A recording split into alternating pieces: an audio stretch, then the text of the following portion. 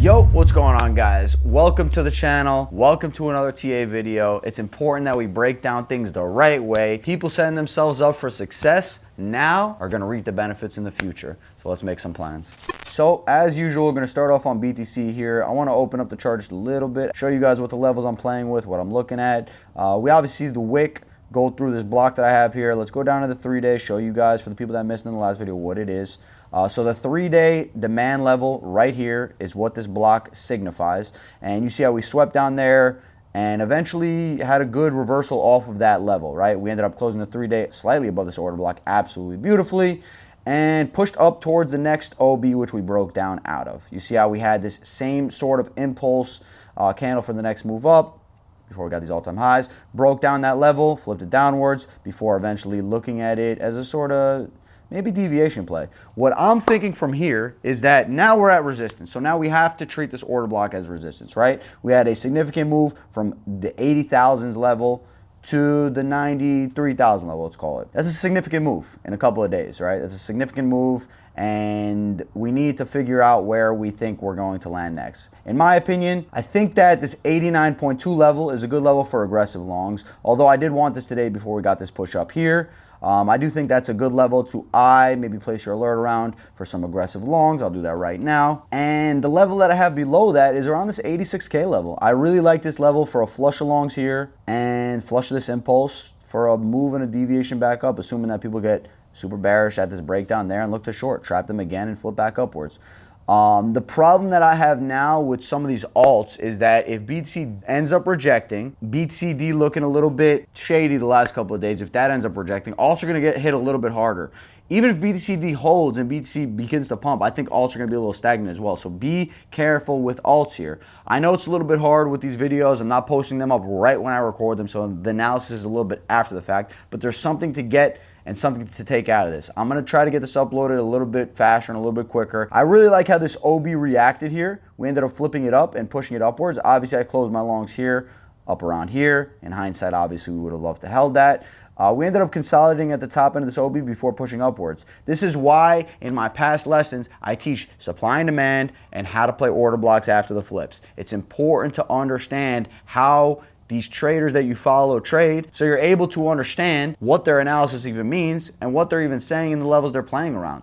That's why I'm gonna pin those links down below in the description for my supply and demand lesson and my order block lesson for you guys to watch it back. Make sure you do your learning there. Let's take a look at ETH right now, guys. Going to just go over some quick analysis, like I said. If we flip over this 3026 level, I think that we're gonna see 3,400. That being said, I do think this is a good short level for ETH. We have these highs to take, obviously, but we had, a staircase up sort of move. It is weekend price action, so that makes me a little bit hesitant and a little bit more on the cautious end. We are approaching month's end as well and weekly closure, so a lot of things going on here that could potentially make price a little bit compressed before the next move happens, pay people on one side before the other side moves, and so on and so forth. We do have lows here that I think could get taken out and tested for ETH before the next move, and that's what I'll be looking for. I think anywhere around this 2860 down to 2840 level, call it, is a good level for longs on ETH, and that's where I'll be watching. I am short here,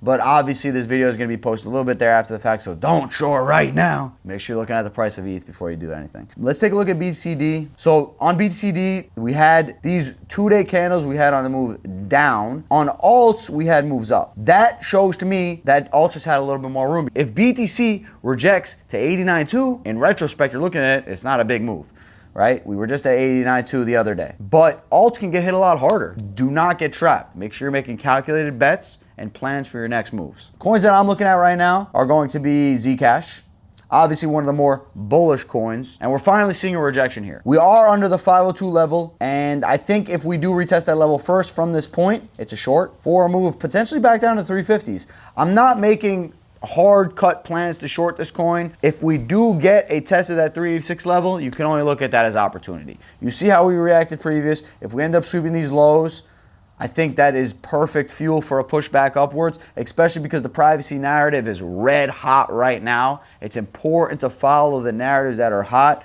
and play around those, or you're just playing alts that are moving because the market is moving. And that's totally fine too, but understand where to place your bets. So that's a coin that I'm looking for there.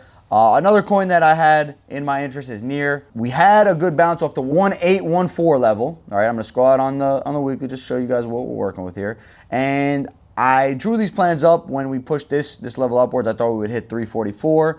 I still think we can hit that 344 level, and I think Near is one of the coins to watch out for. Obviously, this is this low hold. We're still consolidating. This is a very large level of consolidation. You can see this is consolidation I mean, this range opened up in February. February to now, we've been chopping around, and we're at the low end. This can only be looked at as opportunity, guys. I don't have to do much more explaining than that on a weekly perspective to show you how much of an opportunity this is. Let's even scroll out here on the monthly. This is a very good coin if you're looking at a coin that has accumulated for quite some time, one of the older coins that had explosive moves in the last bull run and is now trading at its lows. A lot of coins are trading at their lows. A lot of coins are trading below their lows, around their lows, and so on and so forth. These type of coins that are making moves and even making updates right now and innovating are coins that I'm going to be looking at when it comes to a more higher time frame coin, a coin that's been around the block for quite some time.